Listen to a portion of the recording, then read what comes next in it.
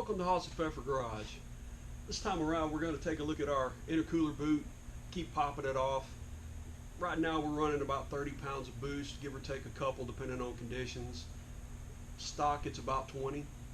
We do have the upgraded AFE boost tubes, but the boot that mates to the intercooler on the cold side, I struggle with that one. So we're going to get the old organic processor percolating and see what we can come up with. Hopefully it's for the better. You never can tell.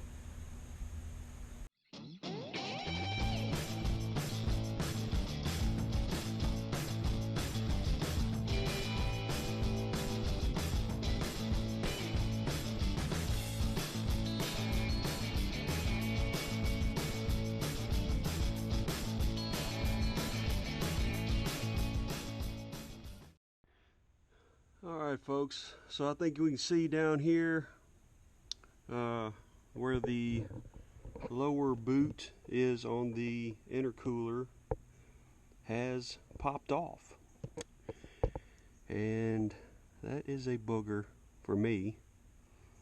I seem to have problems there. I've also popped off the one up here. This boot is popped off and actually had the hardware hit the hood and put a neat little scratch and ding up into the hood. So that's a future project as well, to get that smoothed out. But that is our issue du jour.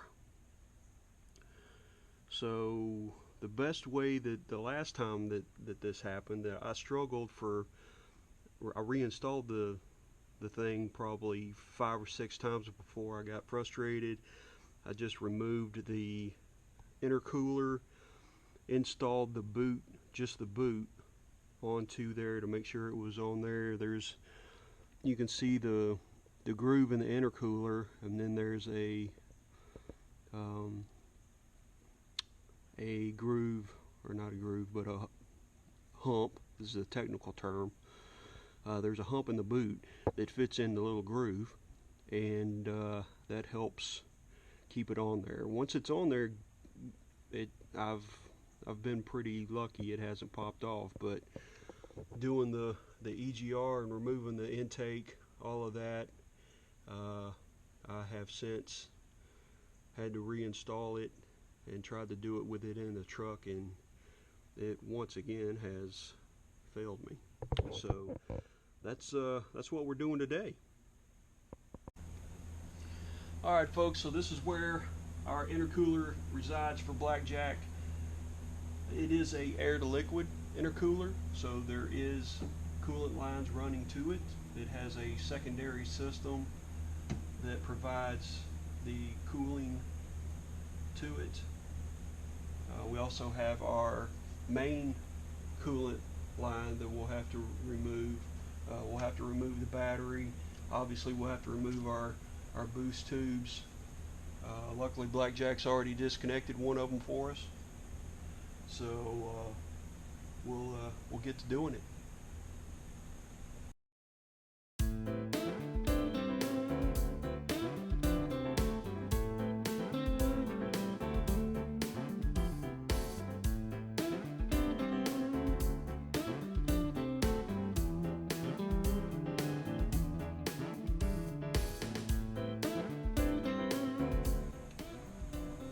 Don't pay any mind to the rat's nest here. This is OEM.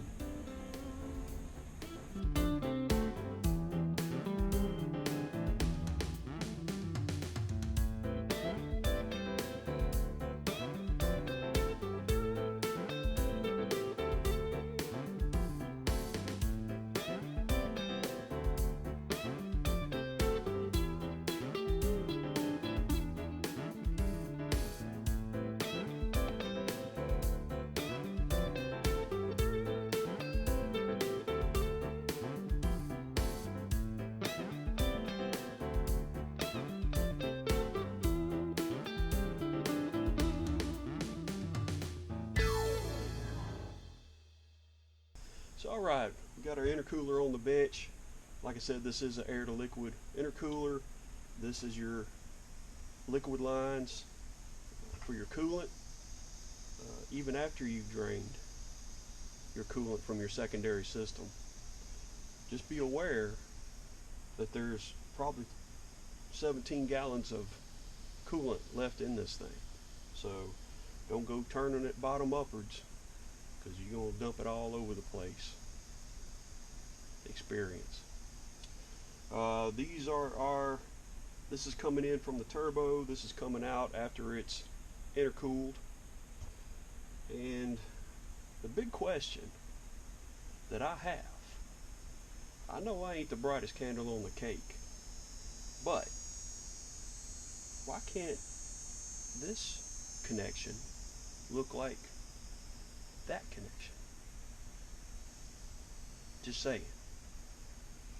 Because you've got this little groove here in this one that your boot has to fit into, which is fine if you're doing it here on the bench. But when you're wadded up under the hood of the truck trying to connect this thing, it's not an easy task. It's a whole lot easier to have the connections like this one that's like every other place on the truck, with the exception of the quick connects. Which begs another question. Why couldn't you just put a quick connect like this here?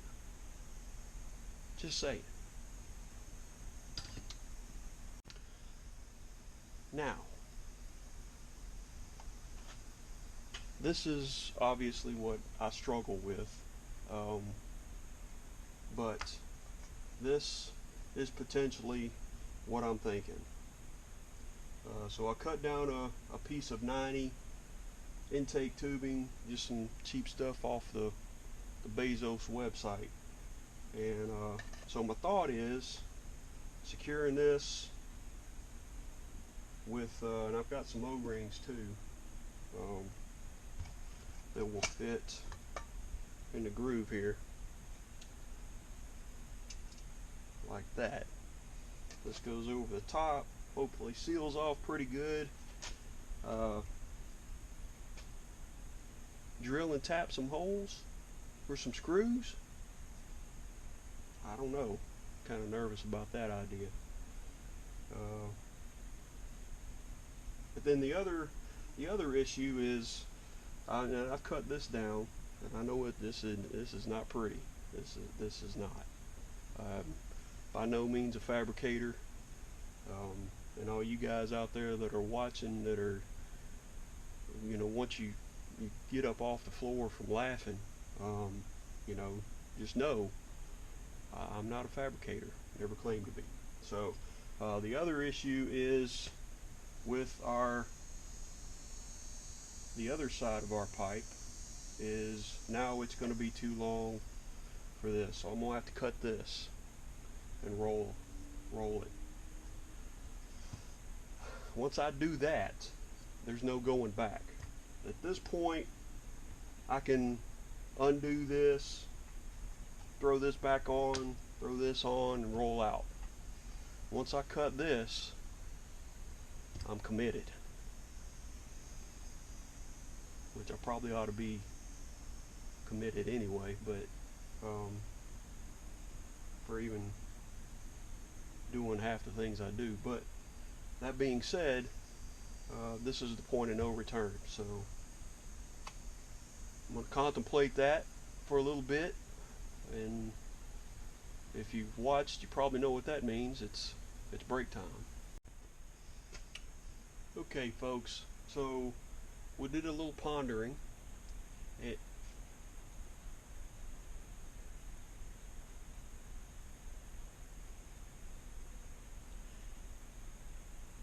We did a little pondering, and this is what we came up with.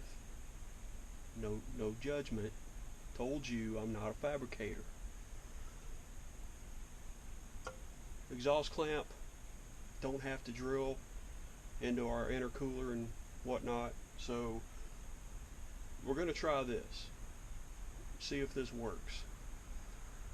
The problem is I still have to cut the other pipe. So that's what we're going to do now. Alright, so we got our pipe cut down. We got everything back in the truck, got the intercooler mounted back up, got all of our intercooler tubes hooked up, got all of our coolant lines hooked up. Everything was going good. Topping off the coolant now.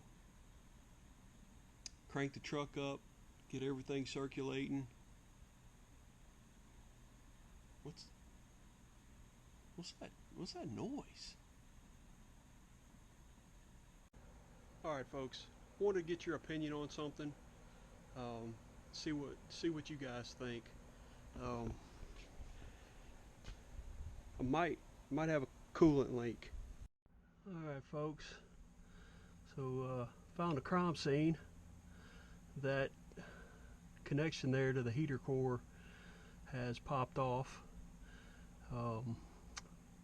Wasn't too happy that particular hose came with the kit for the EGR delete, not OEM standards. I'll put it that way. So we're gonna go back with the original line and maybe do some different plumbing to get it right. But probably hard for it to hold on to coolant that way. Alright, we got everything snugged up, everything topped off. We got our coolant leak repaired, rerouted some coolant lines. I think we're ready for a lap. So right now everything seems okay. So yeah, we're gonna take a lap and hopefully not blow anything up. So we went for our lap. The good thing is there isn't any coolant leaks. So we're good there. Everything's sealed up. The bad news is, yep, our boost fix isn't affixed. I'm hoping maybe I just didn't tighten it well enough.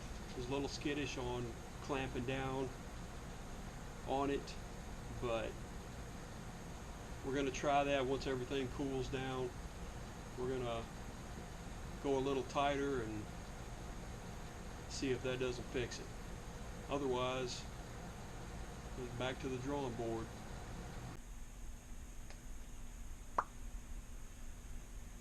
You ever had that voice when you know something isn't going to work, and the voice goes, but it might? It's the same voice that voids warranties, tells you can make that jump when you know you can't. There's no way this could have worked, but it might. No, this was not going to work, but it might. You think? It'll work. So you follow this voice, and it usually ends up blown up engines, broken limbs, screwed up intercooler tubes. And then you're like, why? Why did I listen to this little voice? Because it might have worked. So our new cold side tube came in. So I think it looks a little nicer than the AFE. One thing I like about it, less parts. So we're going to go ahead and get this installed and see what happens.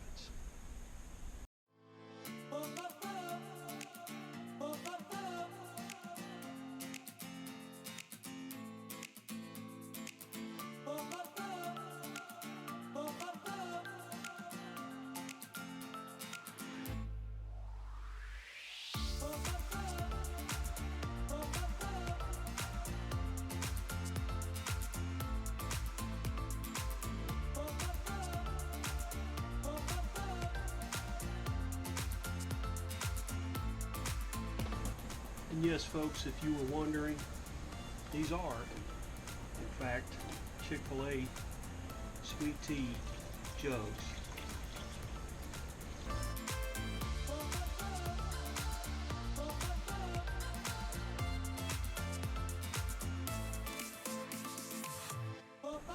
Alright, folks, it's on like a pot of neck bone. This is it. This is the one. Okay, folks, we just got back from our test drive. Sweet 8-pound, 7-ounce baby Jesus. Everything was fine. Temperature's good, pressure's good. Our new intercooler tube held up swimmingly. Repeatedly hit 32 to 34 pounds of boost. Not a single hiccup. So man, just to recap a little bit, you know, we did our EGR delete. In that process, we broke a EGR bolt that we had to fix. We had to remove our intake and reinstall it to fix said broken bolt. We had our coolant leak that we had to fix. We had our CCV delete that didn't go too bad. We had our intercooler pipe failed attempt. That was ugly, folks. You know, sometimes you know, you just run out of talent. Yeah. So basically just ran out of talent. But we got our new intercooler tube on. Works great. So I think we're going to take a break from blackjack for a little bit and work on some other stuff.